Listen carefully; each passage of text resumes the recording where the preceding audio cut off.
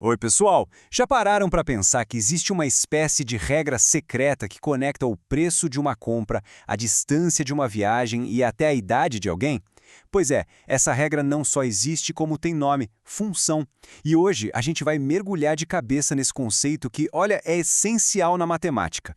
Então, vamos direto ao ponto, né? A pergunta que não quer calar. O que é exatamente uma função? O que faz algo ser uma função e outra coisa não ser? Para simplificar, vamos pensar do jeito mais fácil possível. Imagina uma máquina, mas não é uma máquina qualquer. É uma daquelas que opera com uma regra muito, mas muito clara e consistente. Vamos até dar um nome para essa nossa ideia? A máquina de funções. Agora, que tal a gente abrir o capô dela e ver como é que ela funciona por dentro? No coração de toda função, a gente encontra basicamente três partes. Primeiro, a entrada. É o que a gente coloca na máquina. Depois, vem a regra. É o conjunto de instruções, o que a máquina vai fazer. E por último, a saída, que é o resultado que a máquina entrega. Simples assim. Entrada, regra, saída. É essa a lógica. E olha, não vai pensando que isso é só papo de livro de matemática, não. Essas máquinas estão por toda parte, o tempo todo. Quando se vai ao mercado, o total a pagar é uma função dos itens do carrinho. Numa viagem, a distância percorrida é uma função do tempo. Até a nossa idade, se for pensar bem, é uma função do tempo que passou. Ok, a ideia da máquina parece que ficou clara, certo? Mas existe uma regra, a regra de ouro, que define o que pode e o que não pode ser chamado de função. Vamos ver qual é.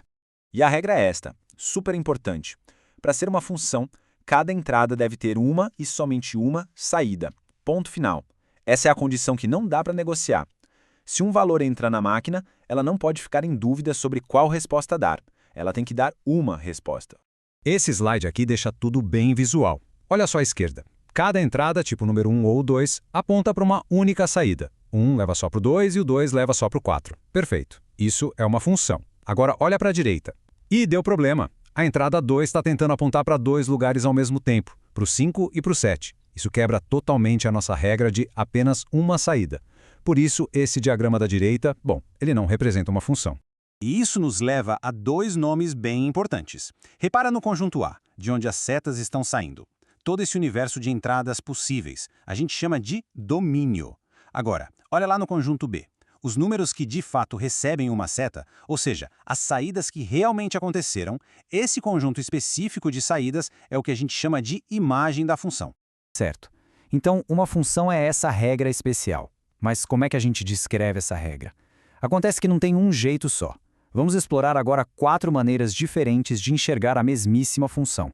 Dá para pensar nisso como se fossem 4 jeitos de descrever a mesma máquina. A gente pode usar uma fórmula matemática, pode organizar os valores numa tabela, pode fazer um diagrama de setas, ou pode até fazer um desenho, que é o gráfico. Todas essas formas descrevem a mesma regra, só que em idiomas diferentes.